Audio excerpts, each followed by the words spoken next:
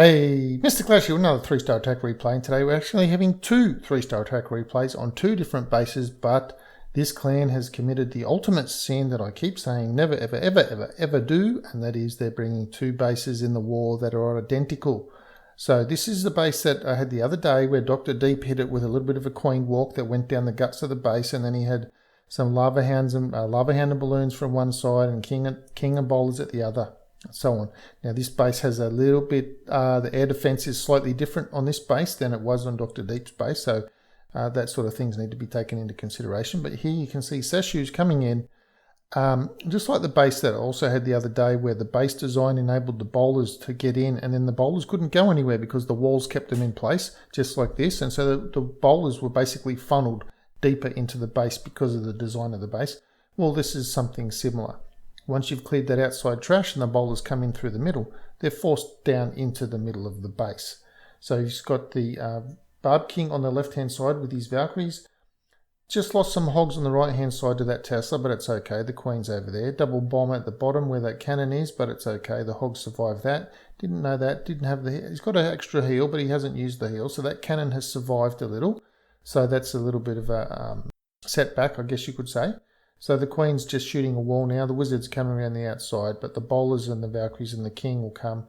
That cannon will just keep shooting that golem till the bowlers come, and then the bowlers will just wipe out that cannon. So the end of this base. So this was the first attack that Seshu did, so didn't know where anything was in the base, and he's made the adjustments as he's gone for the second attack. Identical army. 12 hogs, 7 Valkyries, a minion, and some archers and things. So here we go. We've got the lure of the clan castle going on. Same clan castle. Got the golems down with the 3 wizards on that side. Golem and 3 wizards on the other side. Create some of the funnel.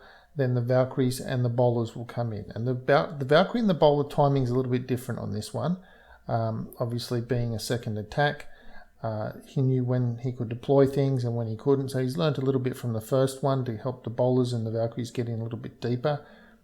And he does a slightly different hog deployment now that he's coming on with a few heavier hogs on this right hand side now that he's just deployed, because he knows that there is a spring trap there after the expo. So he's that way, when he loses some hogs to the spring trap, he'll still have enough hogs left to take care of the expo.